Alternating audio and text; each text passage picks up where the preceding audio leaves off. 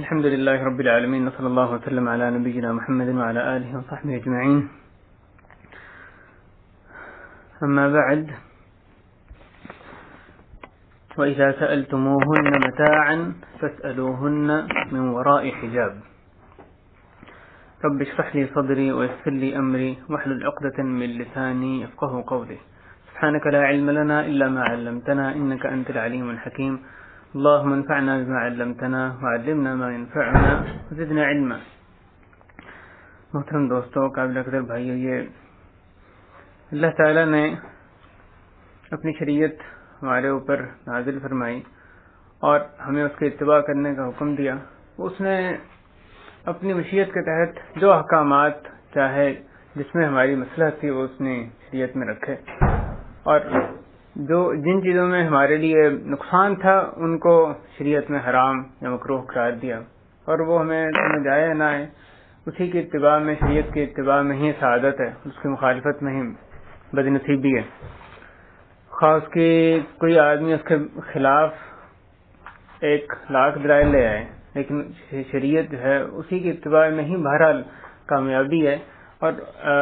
ہمارے لیے اس دنیا میں صحیح زندگی گزارنے کے لیے بھی اس کی اتباع لازمی ہے، اس کے علاوہ کوئی اور چارہ کار نہیں. شریعت اسلامیہ میں ایک چیز جو ہمیں ایک نمایاں نظر آتی ہے وہ عفت، معابی، طہارت، پاکیزگی، اس کی تلقین ہے. ہر ایسا رستہ جو اس کی طرف لے جانے والا ہے، جیسے شادی بیاہ کے راستے کے احکامات ہیں یا نکاح کو آسان کرنے کا معاملہ ہے، تو جو اس عفت کی طرف لے جانے والے راستے ہیں ان کو آسان کیا گیا، ان کا حکم دیا گیا. اور اس کے برخلاف جو فحاشی اور یعنی اور منکرات اور جو فسق و فجور کے کام ہیں سارے، ان سے حرام قرار دیا گیا، اور ہر وہ رستہ جو ان کی طرف لے کے جاتا ہے اس کو بھی حرام قرار دیا گیا. صرف آخری ایک جو سٹیج ہے، آخری مرحلہ، صرف اس کو نہیں حرام قرار دیا گیا، بلکہ ولا تقربوا الزنا، زنا کے قریب نہ، ہر وہ رستہ جو اس کی طرف لے کے جاتا ہے اس کو بھی حرام قرار دیا گیا. اور شیطان انہی رستوں کی طرف ہمیں لے کر جانا چاہتا ہے جو کہ بے حیائی اور یعنی کی طرف لے کے جاتے ہیں، اللہ کی ناراضگی عقیدہ کے جو رستے ہیں. انہی چیزوں میں سے جو کہ فضیلت اور عفت کے سراسر خلاف ہے، جس سے کہ جس کے بارے میں اسلامی احکامات ہمیں اس کی حرمت کے بارے میں ملتے ہیں. اس میں سے ایک مسئلہ اختلاط کا مسئلہ ہے. مرد و زن کا باہم اختلاط، یہ ایک ایسا مسئلہ ہے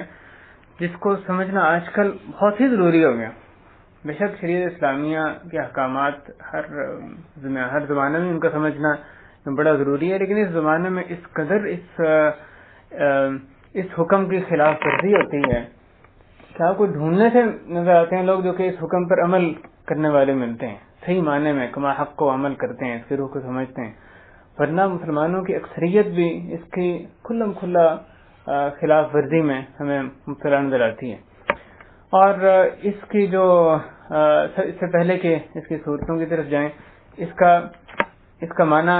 کیا ہے کہ ایسا مرد و زن کا ایسا آپس میں اجتماع، ان کا اکٹھا ہونا، ان کا مکس ہونا، اکٹھی یعنی جو مرد و زن کی مخلوط محفلیں جس میں کہ بلا تکلف آپس میں ان کے بات چیت کی یعنی راہیں کھلی ہوں اور آپس میں کانٹیکٹ ان کے لیے ممکن ہو، اور کوئی اور ایسی رکاوٹ وہاں پر نہ ہو جس کی وجہ سے کہ یعنی شک و شبہ جو ہے وہ ختم ہو سکے یا کوئی ان کے غلط چیز کی طرف مائل ہونے میں جو رکاوٹ ہو. تو اس طرح جو بلا تکلف ان کا اکٹھا ہونا ہے، اختلاط، اس کو اختلاط کہتے ہیں، جو کہ اصل میں یعنی حرام اختلاط ہے. ظاہر ہے یہاں پہ مراد وہی اختلاط ہے جو کہ غیر محرم کے ساتھ ہو. جہاں تک محرم کا تعلق ہے تو اس میں کوئی نہ ہی وہ موضوع ہے. اور یہ ایک عام فہم بات ہے کہ جو محرم رشتے ہیں ان میں ان کے ساتھ کسی محرم رشتے کے ساتھ خلوت اختیار کرنا، اس کا سفر کرنا، اس کے ساتھ بات چیت کرنا، ایسی اقربا کے درمیان جو رشتہ داروں کے درمیان گیدرنگز جن میں مرد و زن ایسے اکٹھے ہیں جو کہ آپس میں سارے محرم ہیں، اس میں یعنی ہرگز کوئی مذائقہ نہیں ہے. تو بات اسی کی ہو رہی ہے جو ایک اجنبی مرد کا اجنبی عورت کے ساتھ، اجنبی سے مراد غیر محرم، خواہ وہ رشتہ دار ہے یا غیر رشتہ دار، اس سے سروکار نہیں ہے. اس میں اختلاط جو ہے وہ جن جگہوں پہ حرام ہے وہ ایسا رشتہ ہے جو کہ غیر محرم رشتہ ہے یا اس کے ساتھ کوئی رشتہ نہیں ہے، تو دونوں صورتوں میں اس کا حکم یکساں ہی ہوگا۔ تو غیر محرم مرد اور عورت کا آپس میں اس قسم کا جو اکٹھا ہونا، اس کو وہ اصل میں یہاں پہ موضوع بحث ہے، اس کو یعنی اختلاط کے زمرے میں وہ آتا ہے۔ اس کی آپ صورتوں پہ بات کریں تو ان گنت صورتیں اس وقت موجود ہیں، ان میں سے ایک یہی ہے جو رشتہ داروں کے درمیان فیملی گیدرنگز، ان میں کس قسم کا اختلاط ہوتا ہے، اور آپ دیکھیں کس حد تک اس کی خلاف ورزی یعنی کی جاتی ہے۔ آگے مزید بھی اس کی کچھ مثالیں آئیں گی، یعنی مثلا کزنس کے ساتھ جو چچا زاد، ماموں زاد، خالہ زاد، جو یعنی لڑکی اور اس کے جو غیر محرم یا دوسرے رشتے ہیں ان کے، یا اس طرح جو ماں باپ کے بہن بھائی ہیں وہ محرم ہیں لیکن آگے ان کے جو میاں بیوی ہیں، یعنی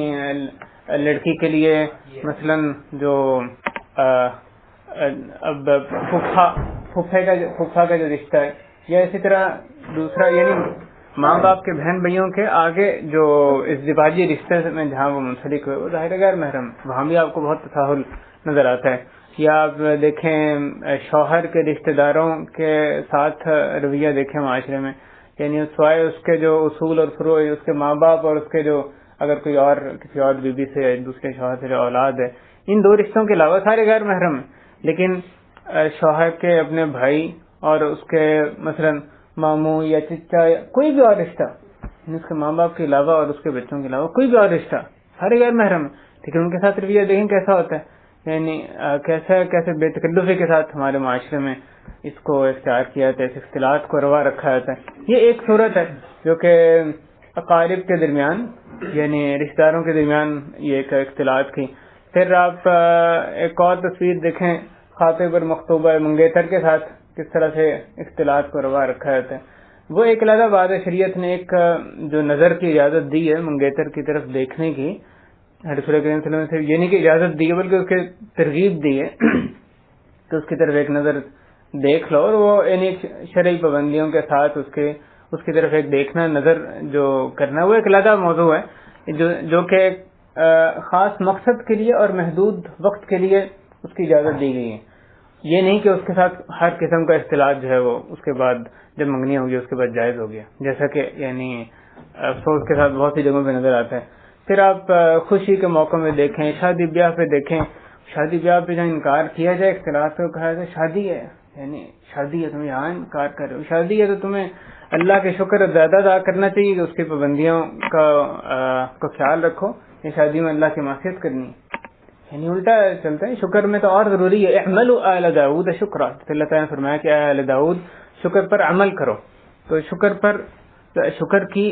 پہلی صورت یہ ہے کہ اس کے اللہ کی جو نعمتیں ہیں، اللہ کے احکامات، اس کے مطابق چلا جائے، یہ شکر کی پہلی صورت ہے۔ شادی بیاہ کے موقع پہ جہاں پہ خوشی کا موقع ہے وہاں بجائے کہ مزید تعداد کی جائے، کوئی معصیت کے کام اس میں نظر آتے ہیں۔ یا ہاسپٹل میں دیکھیں، اور ہاسپٹل میں تو ایسی صورت اختیار کر گئی اختلاط کہ اس پہ انکار کرنے والے پہ انکار کیا جاتا ہے، یعنی وہ ایک ایسی انڈرسٹوڈ سی چیز بن گئی ہے، بدیہیات میں سے بن گیا ہے کہ وہ ہمیں دیکھنے سے برائی محسوس نہیں ہوتی۔ کس طرح سے وہ ان بے پردگی اتنی عام وہاں پہ ہو گئی ہے، اور اختلاط، کھلا اختلاط، خواہ وہ ڈاکٹر کا اپنی نرس کے ساتھ ہو یا مریض کا ہو یا آگے یعنی علاج معالجے کے لیے، ٹھیک ہے اس میں بقدر ضرورت وہ کرنا جو ہے، یعنی اس کی آگے بھی کچھ ذکر آئے گا، اس کی اجازت ہے، لیکن آپ کو اس سے بقدر ضرورت سے بہت بڑھ کے وہاں پہ اختلاط جو ہے وہ نظر آتا ہے۔ یا انٹرٹینمنٹ کی جو جگہیں ہیں، پارکس وغیرہ ہیں، یا تفریحی مقامات، ان پہ دیکھیں، ہوٹل میں دیکھیں، ریسٹورینٹس میں دیکھیں، اس میں کیا ہو رہا ہے۔ اسی طرح جو کھیلوں کی جگہیں ان میں دیکھیں، اور جو اسٹیڈیم کے یعنی سیڑھیوں پر دیکھیں، یعنی کس قسم کا کون سی جگہ جس پہ اختلاط نہیں ہوتا وہ ڈھونڈنے سے ملتی ہے۔ مثالیں تو آپ کو اس کی لاتعداد ملیں گی۔ فنکار اداکار جو ہے وہ اداکارہ کے ساتھ اختلاط ہو، وہ تو خیر ایک یعنی اختلاط سے بہت بڑھ کے اس میں آگے چیزیں ہوتی ہیں، اور اس کے علاوہ بے شمار صورتیں جو کہ اس وقت معاشرے میں موجود ہیں۔ یہ آپ کو اس قدر پھیلی ہوئی چیز ایک عام چلن معاشرے کی نظر آتی ہے کہ دیکھنے سے انسان جب ان ساری برائی کو دیکھے تو بہت ہی ضروری ہے کہ اپنا محاسبہ کرے، قرآن و حدیث کے ساتھ وہ جڑا رہے، ورنہ کیا ہوگا، آہستہ آہستہ اس کی جو برائی ہے وہ ہمارے دلوں میں ختم ہو جائے گی۔ تو یہ بہت خطرناک بات ہوتی ہے. ایسا برائی جب عام ہو جاتی ہے اس وقت جو شخص سٹینڈ لیتا ہے کہ میں نے یہ نیک عمل کرنا ہے کیونکہ اللہ کا یہ حکم ہے، اس کا ثواب اس سے کہیں زیادہ جبکہ عام چلن ہی خیر کا ہو. جبکہ نیکی پر عمل کرنا آسان ہو اس وقت نیکی پر عمل کرنے کا ثواب کم ہے، کیونکہ اس میں مجاہدہ کم کرنا پڑتا ہے، اپنے نفس کو کم مارنا پڑے گا، معاشرے کی مخالفت کم مولنی پڑے گی. مجھے اس سے کہ جبکہ عام چلن ایک برائی کا ہو چکا ہو اس کی خلاف ورزی آپ نے کرنی ہو. تو ایسی برائیوں میں اپنا محاسبہ کرتے رہنا بہت ضروری ہے، کہیں یہ نہ ہو کہ ہمارے دل سے اس کا جو اللہ کا حکم ہے اللہ کے حکم کی خلاف ورزی ہو رہی ہے، اس کی قباحت، اس کی برائی ہمارے دلوں سے نکل جائے. اس تعلق سے وہی ہم دیکھتے ہیں کہ قرآن و حدیث کے کیا دلائل واقعی موجود ہیں. یہ ایک جیسے کہا جاتا ہے کہ مولویوں کی بنائی ہوئی بات ہے، یعنی کوئی علماء یا تشدد ہے دین میں کہ وہ اختلاف سے منع کرتے ہیں. ظاہر ہے جس شخص کو قرآن و حدیث کی طرف جو رجوع نہ کرے، علماء کی طرف، علماء حق کی طرف رجوع نہ کرے، وہ یہ سمجھے گا کہ یہ سارے لوگ کر رہے ہیں، کیا یہ لاکھوں لوگ سب غلط کر رہے ہیں. لیکن بات یہ ہے کہ اگر آپ قرآن کی طرف، حدیث کی طرف دیکھیں تو آپ کو اس میں کوئی شک باقی نہیں رہ جاتا کہ یہ ساری صورتیں اور اس قسم کا جو کھلا اختلاط ہے یہ بھی اللہ کے ہاں یعنی ایک صریح حرام ہے. پہلے اس کے ہم مختلف دلائل دیکھتے ہیں اور ان میں غور کریں. ضروری نہیں ہر دلیل میں اس طرح سے ہے کہ اختلاط حرام ہے، لیکن کیسے دلیل سے نتیجہ نکلتا ہے اور واضح طور پہ نکلتا ہے اس پہ غور کریں. ممکن ہے دلائل ہم نے پہلے بھی سنے ہوں لیکن یہ مزید یاد دہانی ہو جائے گی، اور ممکن ہے آپ نے وہ دلیل سنی ہو لیکن اس سے یہ کیسے نتیجہ نکلتا ہے یہ ایک کوئی نئی بات بھی بعض بھائیوں کے لیے ہو سکتی ہے. مثلا پہلی بات جو آیت میں نے شروع میں تلاوت کی، وَإِذَا سَأَلْتُمُوهُنَّ مَتَاعًا فَاسْأَلُوهُنَّ مِنْ وَرَاءِ حِجَابٍ. مومن مردوں کو، صحابہ کرام کو حکم دیا جائے کہ جب تم نے امہات المؤمنین سے کوئی سوال کرنا ہو، تمہیں ان سے کوئی ضرورت پیش آئے تو تم جب ان سے سوال کرو تو حجاب کے پیچھے سے کرو، پردے کی اوڑ میں ان سے سوال کرو. اور یہ حکم کس کو دیا جا رہا ہے؟ صحابہ کرام کو. اور یہ آیات چل رہی ہیں یعنی امہات المؤمنین کے بارے میں. ان سے جب سوال کرو، اس معاشرے کا تصور کریں، صحابہ کرام کو امہات المؤمنین سے سوال کرنے کے بارے میں ہدایت کی گئی. جب ان سے سوال کرنا ہے تم پردے کے پیچھے سے سوال کرو. یہ پہلی اس بارے میں دلیل، اور یعنی یہ دلیل بہت واضح ہے اختلاط کی حرمت کے بارے میں. اور اللہ تعالیٰ نے اس کی حکمت بیان کرتے ہوئے آگے فرمایا ذالکم اطہر لقلوبکم وقلوبہن. یہ طریقہ زیادہ پاکیزہ ہے تمہارے دلوں کے لیے بھی اور ان کے دلوں کے لیے بھی. ان کے دل اس طرح سے اختلاط سے بچ کے پردے میں رہ کے بات کرنے سے، ضرورت کی بات کرنے سے اس طرح زیادہ پاکیزہ وہ رہیں گے. اگلی بات،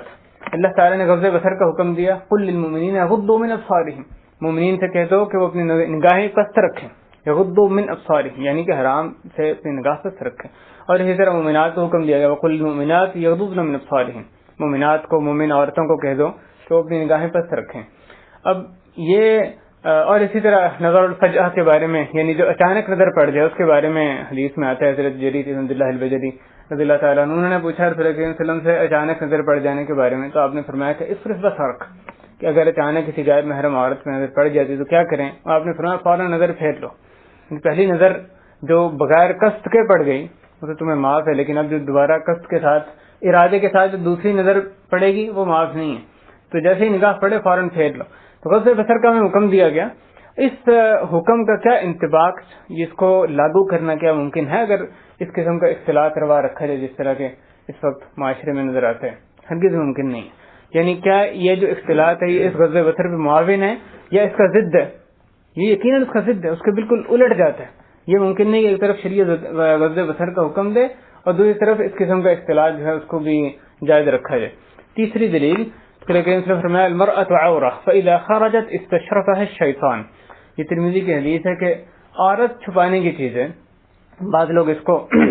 لیتے ہیں شاید عورت کا کوئی عیب بیان کیا جا رہا ہے یا کوئی اس کی تحقیر کی جا رہی ہے. یہ بات نہیں ہے کہ یہ تو اس کی پاک دامنی کے لیے، اس کی حفاظت کے لیے یہ کہا جا رہا ہے کہ وہ عورت ایک قیمتی چیز ہے، اس کو یعنی چھپانے کی چیز ہے. اسی طرح ہی وہ اپنی حفاظت وہ محفوظ رہ سکتی ہے. اسی طرح ہی معاشرہ جو فتنوں سے محفوظ رہتا ہے کہ عورت چھپی رہے. عورت چھپانے کی چیز ہے. عورہ کہتے ہیں ستر کو، چھپانے وہ چیز جو کہ چھپانے کے لائق ہو. تو آگے آپ نے فرمایا جب وہ نکلتی ہے تو شیطان اس کے ساتھ اس کا پیچھا کرتا ہے. شیطان اس کو بھی پھسلانے کی کوشش کرتا ہے اور اس کے ذریعے سے دوسروں کو بھی پھسلانے کی کوشش کرتا ہے. عورتوں کو عورت کے ذریعے سے دوسروں کو فتنے میں مبتلا کرنے کی کوشش کرتا ہے. تو رسول کریم صلی اللہ علیہ وسلم فرمائیں کہ وہ نکلتا ہے شیطان اس طرح اس کو پھسلانے کی کوشش کرتا ہے یا اس کے ذریعے پھسلانے کی کوشش کرتا ہے. دوسری طرف اختلاط کی یہ موجودہ صورت دیکھی جائے تو کسی طرح آپس میں مطابقت نہیں رکھتی. دلیل نمبر 4، اللہ تعالیٰ نے فرمایا وَقَرْنَ فِي بُيُوتِكُنَّ وَلَا تَبَرَّجْنَ تَبَرُّجَ الْجَاهِلِيَّةِ الْأُولَى. یہ حکم بھی امہات المؤمنین کو دیا گیا اور ان کے واسطے سے، اور یعنی یہ حکم بے شک براہ راست ان کو دیا گیا، لیکن اس میں ساری جو مومن عورتیں اس کے اندر داخل ہیں کہ تم اپنے گھروں میں قرار پکڑو. وَقَرْنَ فِي بُيُوتِكُنَّ، گھروں میں قرار پکڑو. وَلَا تَبَرَّجْنَ تَبَرُّجَ الْجَاهِلِيَّةِ الْأُولَى، اور اس طرح کے زیب و زینت کے اظہار نہ کرو جیسے کہ جاہلیت اولا، پہلی جاہلیت کے دور میں عورتیں کیا کرتی تھیں. جس طرح اس وقت بے تکلف یعنی بلا تکلف باہر نکلنا، ہر قسم کی زیب و زینت کا کسی بھی کے سامنے بھی اظہار کرنا دور جاہلیت میں عورتیں کرتی تھیں. تم اب اس طرح کا اظہار نہ کرو، اپنی زینت کو چھپا کے رکھو اور اپنے گھروں میں قرار پکڑو. اور ظاہر ہے یہ جو اختلاط ہے وہ گھروں میں قرار پکڑنے کے بھی منافی ہے، اور اس تبرج یعنی بے پردگی کے بھی منافی ہے جس سے شریعت نے منع کیا. کوئی کہہ سکتا ہے کہ گھر سے نکلنے سے اگر منع کیا ہے گھر میں قرار پکڑو تو یہ فساد تو گھر کے اندر رہ کر بھی آ سکتا ہے معاشرے میں، یعنی گھروں کے اندر بھی بڑی برائیاں نظر آتی ہیں جو چار دیواری کے اندر اس کا وجود ہو. تو کیا یعنی اس کا جواب یہ ہے کہ شریعت نے باہر بھی سد باب کیا برائی کا، اور اسی طرح گھر کے اندر بھی سد باب کیا. باہر نکلنے سے اس کو کثرت سے نکلنے سے منع کیا جا رہا ہے، ٹھیک ہے، ضرورت کے تحت اس کو اجازت دی گئی ہے. اذن لکن ان تخرجن لحوائجکن، رسول کریم صلی اللہ علیہ وسلم فرمایا کہ تم عورتوں کو اجازت دی گئی کہ تم اپنی حاجات کے لیے، اپنی ضروریات کے لیے تم گھر سے نکل سکتی ہو ضرورت کے تحت، لیکن ضرورت کے تحت نکلنے کی اس کو اجازت دی گئی. یہ نہیں کہ اس کا باہر نکلنا، اس کا وتیرہ، اس کا طریقہ ہی باہر نکلنا جیسے ایک مرد کا ہو سکتا ہے، بلکہ اصل میں اس کا زیادہ ٹائم کدھر گزرے گا؟ وقرن فی بیوتکن، اپنے گھروں میں قرار پکڑو. بعض لوگ اس کی یہ تعبیر بھی کرتے ہیں کہ گھروں میں قرار پکڑو سے مراد ہے کہ رات گھر میں گزارو، حالانکہ یہ عربی عبارت اس کی تائید نہیں کرتی. گھر میں قرار پکڑنا یعنی اکثر وقت ہمارا گھر میں گزرنا چاہیے، یہ مطلب ہے سیدھا سا جو ایک عربی دان کو اس آیت سے سمجھ جائے گا. گھر میں قرار پکڑنا ہے کیا معنی ہے؟ یعنی وہاں ٹک کے رہو، گھر میں ٹک کے رہو، یعنی تمہارا جو زیادہ وقت ہے وہ گھر میں گزرے، یہ معنی ہے. تو جب تم ضرورت کے لیے نکلو ٹھیک ہے، بیع شراء کے لیے نکلنا ہے، قاضی کے پاس جانا ہے، فتویٰ لینے کے لیے جانا ہے، کوئی اور جو مباح جائز کام ہے، اگر کہیں کسی نے روزی کا بندوبست اس کا جائز طریقے سے، اس کے لیے اس نے گھر سے باہر نکلنا ہے، لیکن پھر قرار گھر میں پکڑنا ہے، زیادہ وقت اس کا گھر میں ہی گزرے گا. اس کا یہ اختلاط ہے، اس کے بھی ظاہر منافی ہے. گھروں میں اندر بھی فساد کو، صرف باہر نہیں اندر بھی فساد کو روا نہیں رکھا گیا، یعنی فساد کو، اختلاط کو روا نہیں رکھا گیا. رسول کریم صلی اللہ علیہ وسلم نے فرمایا ایاکم الدخول علی النساء، کہ تم عورتوں کے پاس، غیر محرم عورتوں کے پاس جانے سے، ان کے پاس داخلے سے بچ کے رہو. تو ایک صحابی نے پوچھا یا رسول اللہ افرأیت الحمو، یا رسول اللہ حمو کے بارے میں کیا خیال ہے؟ حمو کہتے ہیں شوہر کے رشتہ داروں کو، شوہر کے بھائی ہے یا شوہر کے بھتیجا بھانجا ہے یا اس کا چچا ہے، ماموں ہے، تو اس کے باقی یعنی سوائے اس کے ماں باپ کے یا اس کے اولاد کے باقی جتنے بھی کوئی رشتہ دار ہیں ان کو حمو کہا جاتا ہے، حا میم واو. تو وہ کسی نے پوچھا یا رسول اللہ افرأیت الحمو، کہ وہ تو یعنی اس کے جو رشتہ دار ہیں ان کے بارے میں کیا خیال ہے کہ کیا ان رشتہ داروں پر بھی اس حکم کا یہ حکم لاگو ہوتا ہے کہ ان کے لیے بھی اس غیر محرم جو اپنی یعنی رشتہ دار خاتون ہے اس کے پاس جانا منع ہے؟ تو آپ نے فرمایا الحم الموت، آپ نے فرمایا حمو تو موت ہے، یعنی کہ شوہر کے رشتہ دار ہیں ان سے تو بہت بچ کے رہنے کی ضرورت ہے کہ ان میں جو تساہل ہے وہ بھی ہلاکت کا باعث بن سکتا ہے. تو آپ صلی اللہ علیہ وسلم نے اس سے بھی خبردار فرمایا کہ ان جو رشتہ دار ہیں ان میں تو اور زیادہ یہ گمان ہوتا ہے، اور زیادہ موقع ہوتا ہے کہ وہ بلا تکلف وہ ان کے پاس لڑکی عورت خاتون کے پاس آ جا سکتے ہیں، اس سے خلوت کا امکان موجود ہے کیونکہ ان کے بارے میں شک و شبہ نہیں کیا جاتا، اس لیے ان سے تو اور بچ کے رہنے کی ضرورت ہے. جب انہوں نے یہ پوچھا تو آپ نے کیا جواب دیا؟ الحم الموت، کہ تم جس کے بارے میں پوچھ رہے ہو حمو تو موت ہے، یعنی اس سے تو بہت بچ کے رہنے کی ضرورت ہے، اس میں تساہل نہ ہونے پائے کیونکہ عام طور پہ اس میں تساہل جو وہ نظر آتا ہے. اسی طرح جو اسی آیت میں پردے کا حکم دیا گیا لا تبرجنا، یعنی بے پردگی اختیار نہ کرو جیسے جاہلیت کے دور میں عورتیں کرتی تھیں، تو اس کے بھی یہ منافی ہے اختلاط. آپ دیکھیں جہاں پہ کھلا اختلاط ہوگا، کیا وہاں پہ یہ ممکن ہے کہ پوری طرح عورت با حجاب اور بالکل صحیح پردے میں رہ کر یعنی کھلا مکس ماحول بھی ہو؟ ممکن نہیں ہے. یہ دوسرے کے ضد ہیں. یہ ممکن نہیں کہ پردہ بھی مکمل طور پہ موجود ہو جیسے ہونا چاہیے اور ساتھ کھلا اختلاط بھی موجود ہو. یہ بے پردگی لازماً بے پردگی پر منتج ہوتا ہے. اس کا بے پردگی جو ہے یہ اختلاط کا لازمی ایک نتیجہ نکلتا ہے. بعض یہ ہوتا ہے جب یہ شروع ہوتا ہے کسی نئی جگہ پہ اختلاط تو وہاں پہ ایک تکلفانہ ماحول ہوتا ہے، لیکن پھر تھوڑا ہی وقت گزرتا ہے کہ وہ تکلف ختم ہوتا جاتا ہے اور یہ بے پردگی اور یعنی شریعت کی جو حدود ہیں ان سے تجاوز ہمیں نظر آتا ہے. اگلی بات جو رسول کریم صلی اللہ علیہ وسلم کی اگلی حدیث بارے میں آپ نے فرمایا ان الدنیا حلوۃ خضرہ وان اللہ مستخلفکم فیہا فناظر فینظر کیف تعملون فاتقوا الدنیا واتقوا النساء فان اول فتنة بنی اسرائیل کانت فی النساء. بے شک دنیا شیریں اور شاداب یعنی سرسبز ہے، بلا شبہ اللہ تعالیٰ اس میں تمہیں جانشین بنانے والا ہے. چنانچہ وہ دیکھے گا کہ تم آگے کہ تم کیسے کام کرتے ہو. تو تم اگر کامیاب ہونا چاہتے ہو تو دنیا کے دھوکے سے بچو اور عورتوں کے فتنے میں مبتلا ہونے سے بچو. لفظ استعمال کیا گیا حدیث میں اتقوا النساء، عورتوں سے بچو، یعنی مراد یہ کہ عورتوں کے فتنے میں پڑ جانے سے بچو، کیونکہ بنی اسرائیل کی پہلی آزمائش ان کا پہلا فتنہ وہ عورتوں کے بارے میں ہی تھا. تو وسلم فرما رہے ہیں اتقوا النساء، اور دوسری طرف اس کے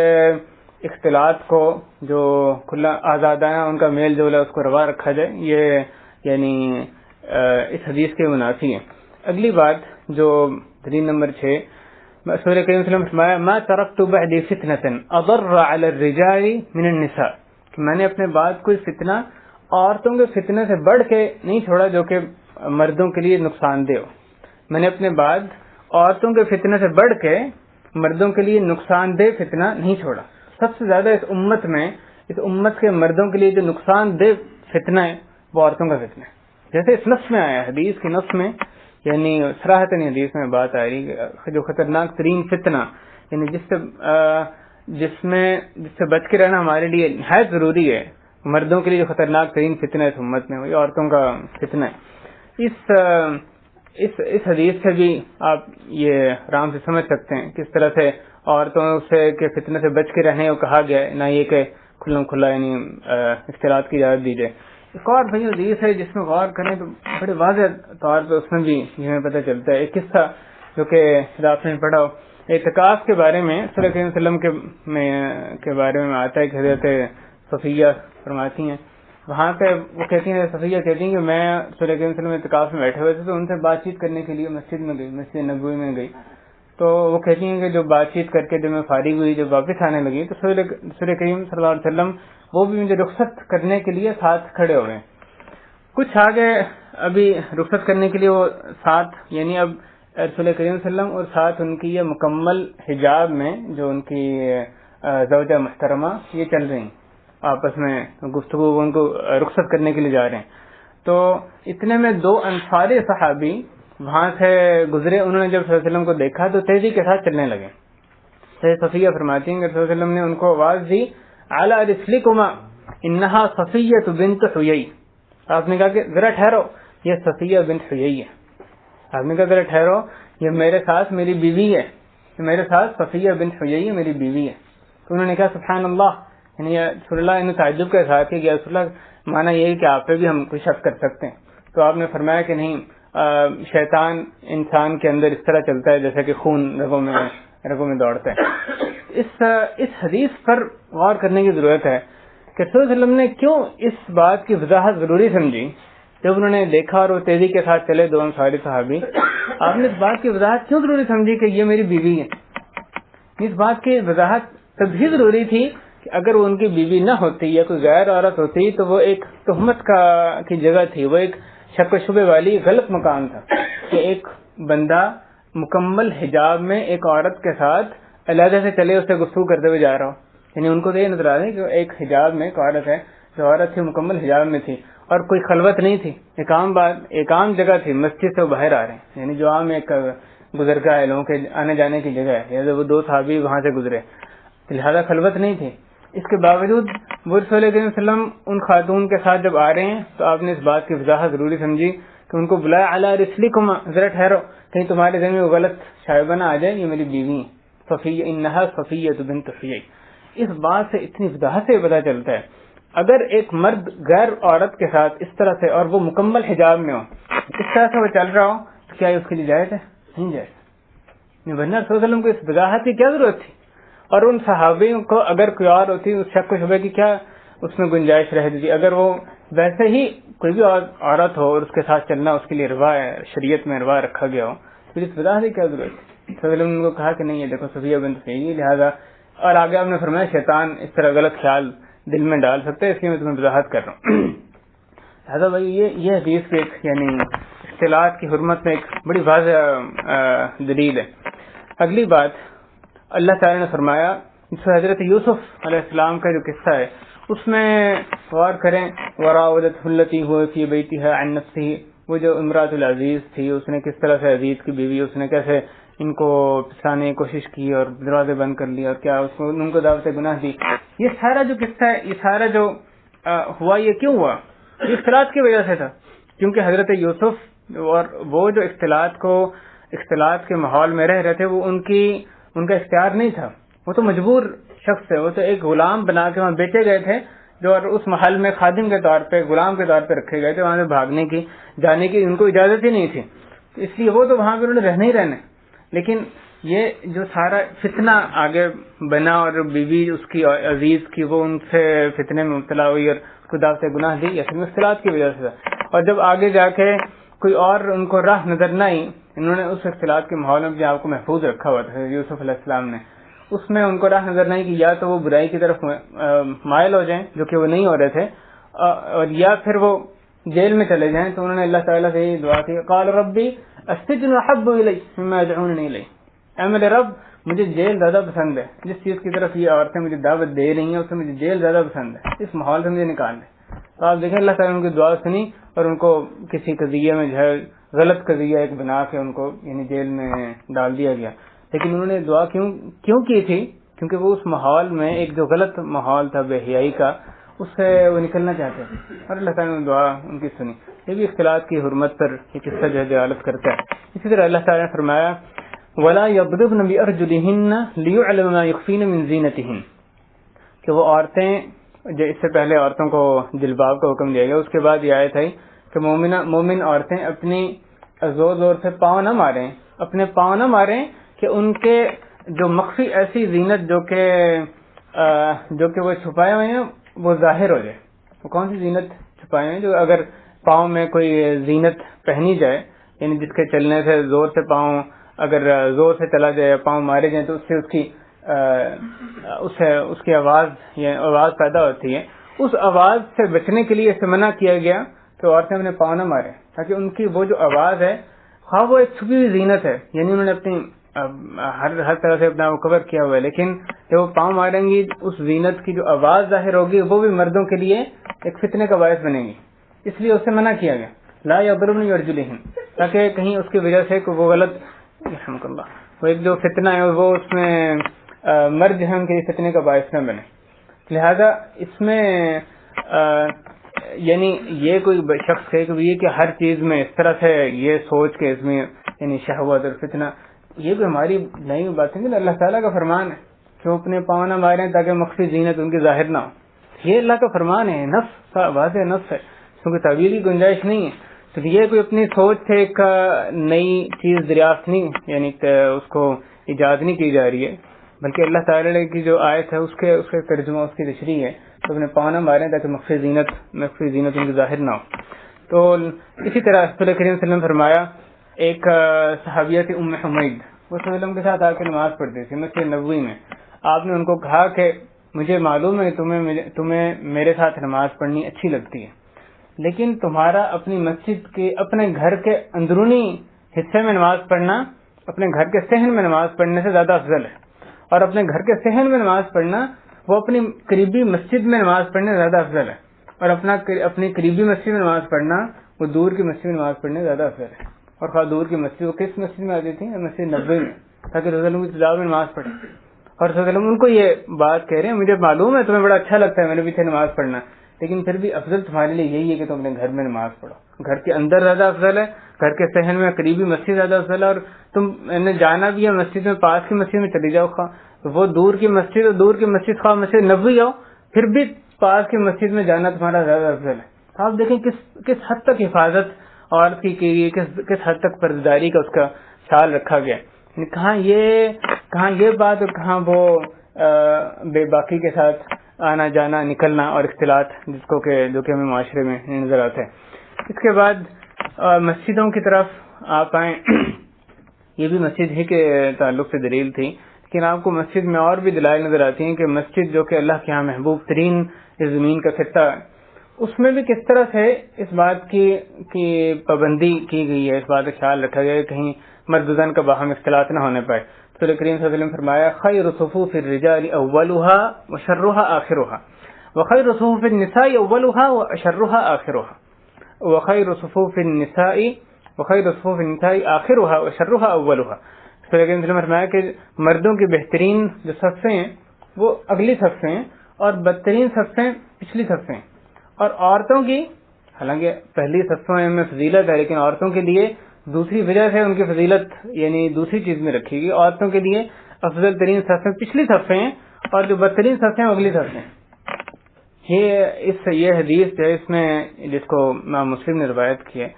اس کی کیا وجہ ہے؟ یعنی جب آپ جانتے ہیں مسجد نبی میں اس طرح پارٹیشن نہیں تھی اس دور میں، آگے مرد صفیں بناتے تھے اور پیچھے خواتین صحابیات صفیں بنایا کرتی تھیں، تو آپ نے وہ صفیں جو کہ عورتوں کے زیادہ قریب ہیں ان کو بری صفیں بدترین صفیں قرار دیا، اور عورتوں کی وہ صفیں جو کہ مردوں کے زیادہ قریب ان کو بدترین صفیں قرار دیا۔ یہ زیادہ افضل صفیں وہ ہیں جو کہ مردوں کی عورتوں سے دور ہوں اور عورتوں کی مردوں سے دور ہوں،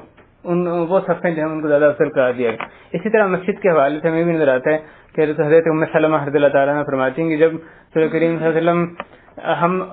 ان کے ساتھ نماز پڑھتی ہیں، صحابیات نماز پڑھتی ہیں، جب وہ سلام پھیرتے تو عورتیں کھڑی ہوئی تھیں، عورتیں چلی جاتی ہیں، آپ صلی اللہ علیہ وسلم کچھ ٹھہرتے،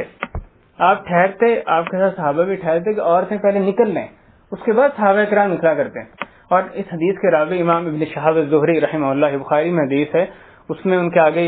وہ یہ فرماتے ہیں کہ وہ کہتے ہیں کہ میں یہ سمجھتا ہوں کہ واللہ عالم، کہتے ہیں میں یہ سمجھتا ہوں کہ یہ رسول کریم صلی اللہ علیہ وسلم کا کچھ دیر ٹھہرنے کے بعد نکلنا یہ اس لیے تھا کہ عورتیں پہلے چلی جائیں اور مردوں کا ان کے ساتھ اختلاط نہ ہو، مرد ان کے ساتھ اس سے پہلے کہ مرد ان سے ملیں، عورتیں اپنے گھروں کو یعنی پہنچ جائیں۔ یہ دیکھیں مسجد کے اندر کس طرح سے اس کا خیال رکھا جا رہا ہے، اور پھر صرف یہ نہیں تھا کہ نکلنے میں خیال رکھا جائے کہ کچھ دیر مرد ٹھہر کے نکلیں تاکہ آپس میں یعنی اختلاط نہ ہو، بلکہ اصل میں ایک دروازہ مسجد نبی کا تھا جس کے بارے میں آپ نے فرمایا، حضرت عبداللہ بن عمر رضی اللہ تعالیٰ عنہما وہ فرماتے ہیں کہ رسول اللہ نے ایک دروازے کے بارے میں فرمایا لو ترکنا ھذا الباب للنساء، کہ یہ دروازہ ہم عورتوں کے لیے اگر چھوڑ دیں، آپ نے اس خواہش کا اظہار کیا کہ ایک جو دروازہ مخصوص ہو عورتوں کے لیے، اس سے مرد نہ نکلا کریں تاکہ ایک دروازے سے دونوں کے نکلنے میں اختلاط کا بہت زیادہ یعنی اس کا امکان ہے، تو آپ نے کہا یہ دروازہ اگر ہم عورتوں کے لیے چھوڑ دیں۔ حضرت ابن عمر کے جو غلام آزاد کردہ غلام تھے حضرت نافع، وہ کہتے ہیں کہ جب حضرت ابن عمر نے یہ فرماتے سنا صلی اللہ علیہ وسلم کو، اس کے بعد وہ اس دروازے سے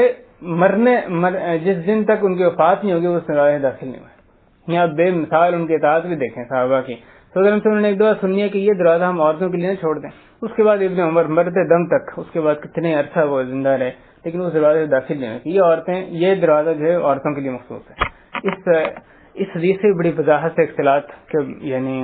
کہ یہ حدیث بھی اس کی نفی کرتی ہے، ایک دروازہ سے نکلنے سے بھی آپ سب نے اس کو ناپسند قرار دیا۔ اور اسی طرح جب ایک دفعہ نکلتے ہوئے یعنی اختلاط ہو گیا، جب آپ کو ایک نظر آتا ہے تو آپ کو کیا اس میں رد عمل ہوتا ہے رسول کریم صلی اللہ علیہ وسلم کا؟ حضرت حمزہ ابن اسید الانصاری رحمہ اللہ وہ کہتے ہیں، ان کے اپنے باپ حضرت ابو اسید ان سے روایت کرتے ہیں کہ رسول کریم صلی اللہ علیہ وسلم مسجد سے نکلے، واختلط الرجال مع النساء، یہ صحابی کے الفاظ ہیں، ابو داؤد کی حدیث ہے، وہ کہتے ہیں کہ عورتوں اور مردوں کا باہم اختلاط ہو گیا تھا۔ اختلاط، یہ جو حتیٰ کہ لفظ بھی جو ہے یہ یعنی اب کا ایجاد کردہ نہیں ہے، یہ ان صحابی نے استعمال کیا، اختلط الرجال مع النساء، کہ عورتوں کا مردوں کے ساتھ یا مردوں کا عورتوں کے ساتھ اختلاط ہو گیا. تو صلی اللہ علیہ وسلم نے فرمایا اس کو دیکھ کے آپ صلی اللہ علیہ وسلم کی بات پسند نہیں آئی, آپ نے اس کو دیکھ کے عورتوں کو خطاب کیا, استأخرنا فإنه ليس لكن أن تحققن الطريق, تم عورتیں ایک طرف ہو کے چلو, تمہیں حق نہیں ہے کہ تم رستے کے درمیان میں چلو. علیکن بحافات الطریق, تم عورتیں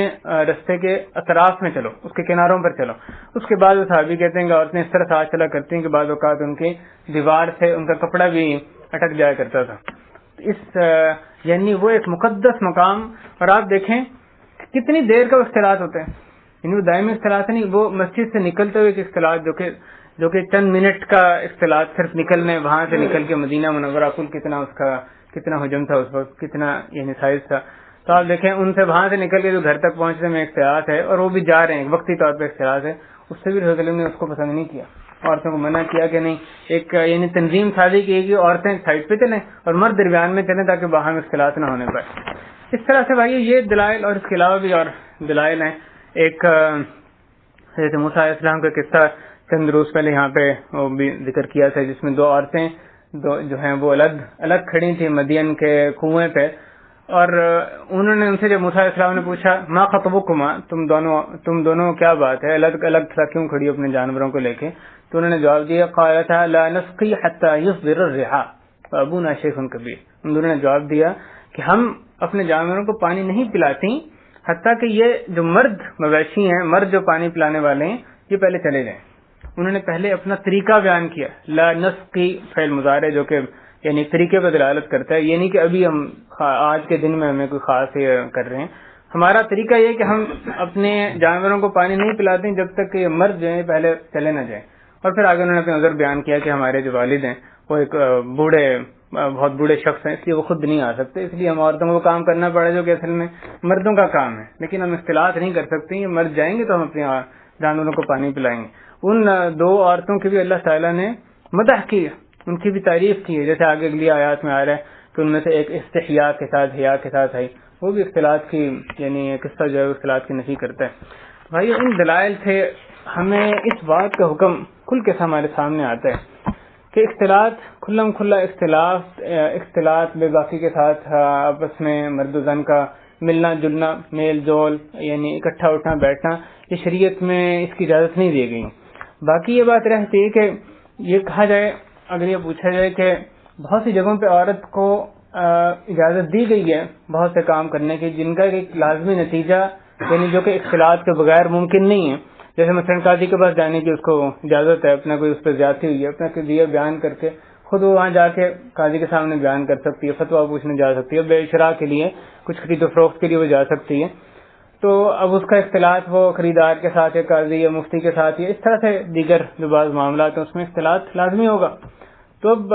اس میں جو جن میں کہ نصاً حدیث میں اجازت دی گئی ہے یا مسجد طرف جانے کی اجازت دی گئی ہے اس میں, اور یہ اختلاط کی حرمت کے دلائل میں کیسے ہم مطابقت کریں گے؟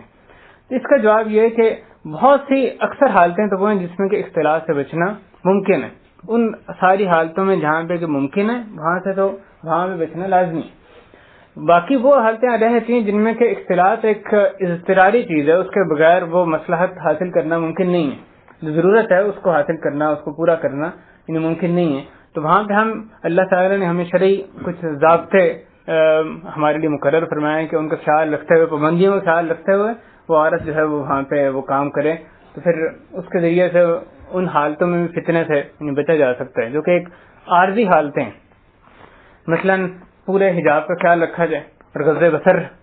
کا خیال رکھا جائے, نگاہیں پست رکھی جائیں, اور اپنے جو وہ بات چیت کرنے کی اس کو اجازت ہے معروف طریقے سے, یعنی لچکدار آواز میں بات کرنے کی عورت کو اجازت نہیں ہے. لا تخضعن بالقول, اللہ تعالیٰ نے منع فرمایا. اسی طرح خلوت نہ ہونے پائے, وہ خواہ مکمل حجاب میں لیکن خلوت کسی حالت میں بھی اس کے لیے ایک مرد کے ساتھ خلوت جو ہے وہ جائز نہیں. اسی طرح عطر لگا کے یعنی کوئی خوشبو لگا کے یا زینت جو ہے وہ زینت کا اظہار کر کے وہ نہ نکلے. مصافحت نہ ہو, خواہ دستانے پہن کے کیوں نہ ہو. یہ بھی بعض لوگوں نے وہ کہتے ہیں ہاتھ ملانا منع ہے تو ٹھیک ہے دستانے پہن کے ہاتھ ملانے, لیکن اس کے وہ بھی ویسے ہی حرام ہے. یعنی مصافحت آپس میں جو جسدی طور پہ ملاپ ہے اس سے اجتناب کیا جائے. اور آخری بات یہ کہ یہ بقدر حاجت ہو, یہ جو اختلاط ہے جو عارضی اختلاط ہے بقدر حاجت ہو. اس لیے وہ کہا نے صراحتاً لکھا ہے کہ یہ جائز نہیں عورت کے لیے کہ وہ بازار میں صرف ایک وقت گزارنے کے لیے جائے کہ اب کوئی کام نہیں ہے بازار چلتے ہیں، یعنی جہاں پہ اختلاط کا ماحول ہے وہاں پہ اپنی ضرورت کے تحت وہ جا سکتی ہے، مارکیٹ میں جا کے چیزیں اس نے خریدنی ہے، ٹھیک ہے، ضرورت کے تحت ان پابندیوں کا خیال رکھ کے جا سکتی ہے۔ محض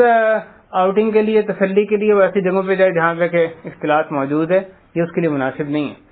ایسے یہ یعنی ان پابندیوں کا خیال رکھ کے وہ یہ کام جن کی اس کو اجازت دی گئی ہے جو کہ عارضی اختلاط ہے وہاں پہ فتنہ سے بچا جا سکتا ہے۔ بعض لوگ یہ بھی کہتے ہیں کہ حج کے موقع پہ دیکھیں، حج عمرے پہ یا مقامات مقدسہ پہ، وہاں پہ آپ دیکھیں تو اختلاط سے بچنا ممکن ہی نہیں، وہاں پہ اگر اختلاط کروا رکھا گیا ہے تو باقی جگہوں پہ کیسے جائز نہیں ہے۔ وہی یہ جو جتنی بھی صورتیں جن میں اختلاط کی اجازت دی گئی ہے ان میں دو چیزیں آپ کو نظر آئیں گی، یعنی اس قاعدے کو سمجھنا، یہ آپس میں مختلف حالتیں خلط ملط ہوتی ہیں، یہ عدم فہم کی وجہ سے ہوتی ہیں۔ دو ضابطے، دو اس میں شرائط آپ کو نظر آئیں گی تمام ان صورتوں میں جن کو کہ روا رکھا گیا۔ پہلی بات یہ کہ جو اختیاری اختلاط ہے وہ اضطراری اختلاط کی طرح نہیں۔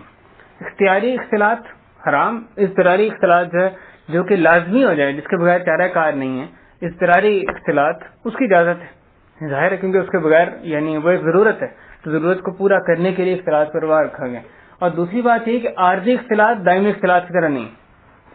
تو لہذا ایسا اختلاط جو کہ دائمی ہے اور اختیاری ہے، اس اختلاط کو آپ اس پر قیاس نہیں کر سکتے جو کہ اضطراری ہے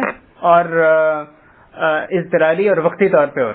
ایک وقتی اختلاط ہے، ٹیمپریری اختلاط ہے۔ تو آپ دیکھیں مثلا بے شراء کے معاملات ہی ہیں، اس میں جو اختلاط ہے کیا وہ دائمی اختلاط ہے، یعنی عورت جا رہی ہے خرید و فروخت کر کے گھر آ رہی، یا حج کے اب ایک عورت ایک دفعہ جاتی ہے اس کے بعد حج کر کے وہاں پہ واپس آ جاتی ہے، اور دوسری طرف وہ اختلاط دیکھیں مثلا جو کلاس روم میں ایک لڑکا بیٹھا ہے اس کے سائڈ میں لڑکیاں بیٹھی، یا آفیسز میں جو اختلاط کا ماحول ہو ان کو، اس ماحول کو آپ دیکھیں کہ زیب و زینت کے ساتھ عورتیں یا بغیر زیب و زینت کے بھی اختلاط ہے، تب بھی وہاں پہ درست نہیں ہے۔ وہ مرد و زن کا اکٹھے ایک کمرے میں اکٹھے بیٹھ کے کام کرنا، بلا تکلف بات چیت کرنا، کیا وہ جو اختلاط ہے اس کو اس پر کیا اس پہ جو حج میں ہے، بے شرائع قاضی کے بعد فتوی کے صورت میں اختلاط، یہ جو اختلاط ہے اختیاری اختلاط، یعنی یہ ممکن ہے کہ ان کی کام کی جگہوں کو علیحدہ رکھا جائے، اور یہ دائمی اختلاط ہے، یہ روزانہ وہ آ رہے ہیں، اس کو کہا ہے دوام کہا جاتا ہے عربی میں، کہ یعنی وہ روزانہ آتے ہیں کام کرتے ہیں اکٹھے کام کرتے ہیں، اس میں تو برائی جو ہے وہ عروج پہ پہنچنے کا بہت اندیشہ ہوتا ہے۔ دوسری طرف وہ اختلاط جو کہ اضطراری ہے یا وہ وقتی طور پہ دائمی نہیں ہے، تو اس کے وہ اختلاط ہے۔ بھائی یہ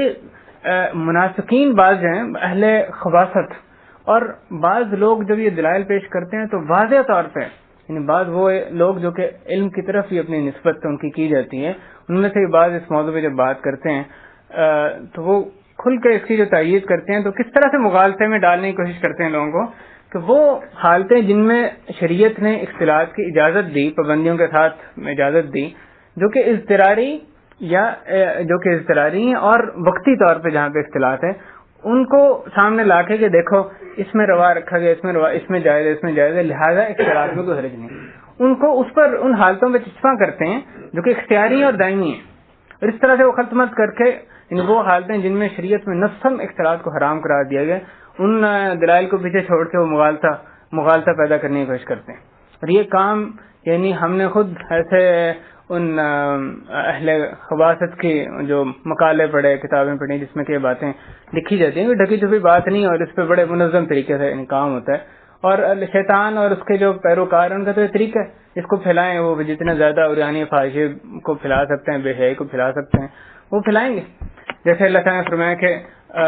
شیطان یعدکم الفقر ویأمرکم بالفحشاء، شیطان تمہیں فقر سے ڈراتا ہے، صدقہ کرتے ہو تو وہ تمہیں فقر و فاقہ سے ڈراتا ہے، ویأمرکم بالفحشاء، اور تمہیں فحش باتوں کا حکم دیتا ہے۔ شیطان کا طریقہ اور اس کے چیلوں کا طریقہ، انہوں نے تو فحاشی کی طرف بلانا ہی، لیکن انسان خود کتاب و سنت کے علم سے لیس ہو کہ ان کے شبہات، جب یہ کھوکھلے شبہات سامنے وہ لے کر آئیں تو ان کا جواب ہمارے ذہنوں میں واضح ہو، کہیں ان کے جو جال اس میں پھنس کے برائی کی طرف مائل نہ ہو جائے۔ اور اگر یہ کہا جائے کہ سارے دنیا اس کے خلاف کر رہی ہے، کروڑوں لوگ آپ کو یعنی اس جو حرام اختلاط ہے اس کو روا رکھے ہوئے نظر آتے ہیں،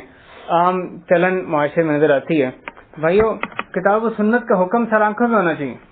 ساری دنیا کے خلاف کریں۔ اگر ایک بات واضح طور پہ قرآن سنت سے ثابت ہے اور صحابہ کرام کے طریقے سے ایک بات ثابت ہے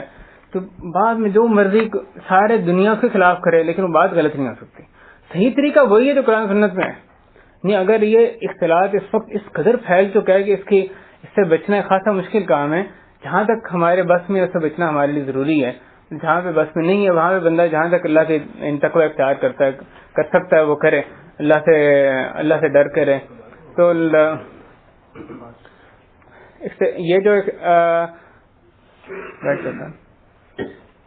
یعنی لوگوں کا کثرت سے اس کی مخالفت میں مبتلا ہونا یہ کوئی جواز کی دلیل نہیں بن سکتا کہ یہ حکم جو ہے اس میں کوئی اس کو تبدیل کر دیا جائے.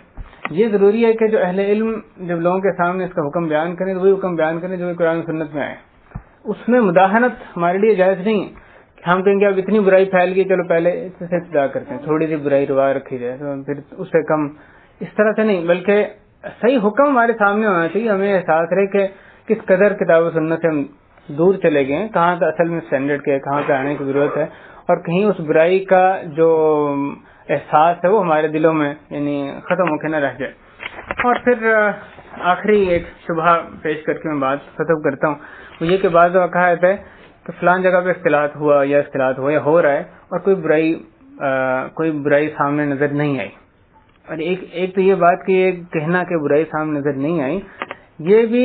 ایک غلط بات ہے. یعنی جب مرد و زن کا اختلاط ہوگا تو وہ چیزیں برائیاں جو کہ دلوں میں اٹھنے والی ہیں یا رویوں میں جو تبدیلی آئے گی, جو ایمان میں کوئی کمی آتی ہے وہ تو نظر آنے والی نہیں ہوتی جس کو آپ ناپ سکیں دیکھو یہ برائی نظر آ گئی. اور دوسری بات ہے کہ کیا اگر برائی خاص موقع پہ اختلاط میں نظر نہیں آئی اس کا مطلب کہ ٹھیک ہے اختلاط صحیح ہے. یعنی سد باب کے طور پہ جس چیز کو منع کیا جاتا ہے, اب ایک مطلب ویکسینیشن لگاتے ہیں, کیا ویکسینیشن اور پولیو کی جس کو نہ لگائی جائے سب کو پولیو ہوتا ہے؟ یہ بات تو نہیں, لیکن پھر بھی احتیاطی تدبیر کے طور پہ اس کے انجیکشن لگائے جاتے ہیں کہ بھی یہ نہیں کہ ساری حالتیں جن میں وہ نہیں ہوتا اس میں وہ مرض میں مبتلا ہوتے ہیں, لیکن پھر بھی کہیں کچھ جو فیصد ہے وہ بھی اس میں نہ چلی جائے پھر بھی اس کو انجیکشن لگایا جاتا ہے. ایسے ہم بہت سے کام کرتے ہیں اس دنیاوی کاموں میں جس میں کہ احتیاطی طور پہ ہم بہت سی تدبیریں اختیار کرتے ہیں کہ یہ 100 میں سے ممکن ہے 20-30 یا کم یا زیادہ کچھ فیصد اس میں غلط ہونے کا, برائی کی طرف جانے کا امکان ہے, یا یعنی کچھ ہو جانے کا, مصیبت میں چلے جانے کا امکان ہے, تو اس کی سد باب کے طور پہ یہ تدبیر اختیار کی جائے. تو اگر شریعت میں یہ حکم آ رہا ہے اور اس کے جو برائی واضح طور پہ کہیں ایک خاص موقع پہ نظر نہیں آئے تو یہ اس کے جواز کے لیے دلیل نہیں بن سکتی. تو شریعت نے جو بات کی وہ سر آنکھوں پہ ہونی چاہیے, اس کی خلاف ورزی ہمارے لیے کسی طرح جائز نہیں. اسی پر اتفاق کرتے ہیں. اللہ تعالیٰ ہمارے معاشرے کو برائیوں سے محفوظ رکھے. یہ ایک علیحدہ آگے تفصیلی مسائل ہیں کہ اس وقت جو معاشرے میں اختلاط موجود ہے جن پہ کہ ہمارا اختیار نہیں ہے, یعنی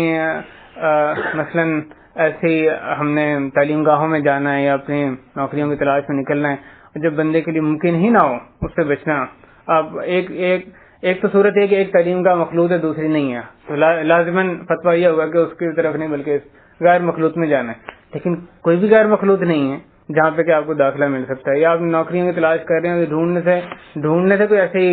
یعنی کوئی کمپنی ملے جس میں کہ کوئی اختلاط نہ ہو, ورنہ آپ کو جتنی بھی مواقع میں اختلاط ہیں سب مخلوط ہوں. اس قسم کے جو حالات ہیں اس میں کیا رویہ ہونا چاہیے, ایک علیحدہ موضوع اس پہ اللہ کی توفیق سے پھر کبھی بات کریں گے. لیکن جو ایک صحیح اسٹینڈرڈ کیا ہے وہ ہمارے سامنے واضح ہونا چاہیے. اسی پر ہی اپنے جہاں تک اللہ نے ہمارے اختیار میں جو باتیں جو رکھا ہے اس میں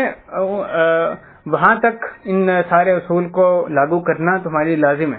اور جہاں پہ اختیار میں نہیں ہے وہاں پہ ہمارے ذہن میں اس کی برائی لازماً رہنی چاہیے, اور حتی الامکان اس سے بچ کے رہنا ہمارے لیے ضروری ہے. اللہ تعالیٰ ہمارے معاشرے کو بے حیائی کے کاموں سے اور یعنی فحاشی تمام جو شیطان کے حربے ہیں ان سے محفوظ رکھے, اور ہمارے خواتین کو, بیٹیوں کو, ہمارے ماؤں کو عفت معاف زندگی گزارنے کی توفیق دے, پاکیزگی اختیار کرنے کی توفیق دے, ہمیں بھی ان کی اس میں مدد کرنے کی توفیق دے. اللہ ہمیں اس پرفتن دور میں اپنے آپ کی, اپنے گھر والوں کی, اپنے ماتحت لوگوں کے صحیح اسلامی تربیت کرنے میں اللہ تو ہماری مدد فرما. اللہ تیری قدرت کے سامنے کوئی قدرت کسی کی طاقت کی حیثیت نہیں رکھتی ہے. اللہ تو جبار السماوات والارض ہے, اللہ تو قہار ہے. اللہ ہمارے بھائی جن پر اس وقت شدید ظلم ہوا ہے اللہ بلاد شام میں, اللہ ان کی مدد فرما. اللہ ان کو اپنے دشمنوں پر فتح نصیب فرما. اللہ ان کے دشمن جو تیرے بھی دشمن ہیں اور ان کے دشمن ہیں اللہ ان کو نیست نابود فرما. اللہ ان کے خون کو ان کی رگوں میں منجمد فرما. اے اللہ ان کی چالوں کو انہی پر ہی پھیر دے. اے اللہ جو بھی اسلام کے نام پہ بھی منافقین اسلام کے خلاف چالیں چلنے کی کوشش کریں، اللہ ان کو بھی ان کی چالوں کو بھی آشکارا فرما. اے اللہ ان کی چالوں سے بھی ہمیں ہمارے بھائیوں کو بچائی رکھ. اے اللہ ہمارا بیٹھنا اپنی بارگاہ میں قبول فرما، ہمارے گناہ معاف فرما، ہماری جائز حاجات جس میں تیری رضا شامل ہو ان کو پورا فرما، ہماری پریشانیوں کو دور فرما. صلی اللہ وسلم علی نبینا محمد وعلی آلہ وصحبہ اجمعین. وآخر دعوانا الحمد للہ رب العالمین. الحمد للہ رب العالمین. صلی اللہ وسلم علی نبینا محمد وعلی آلہ وصحبہ اجمعین.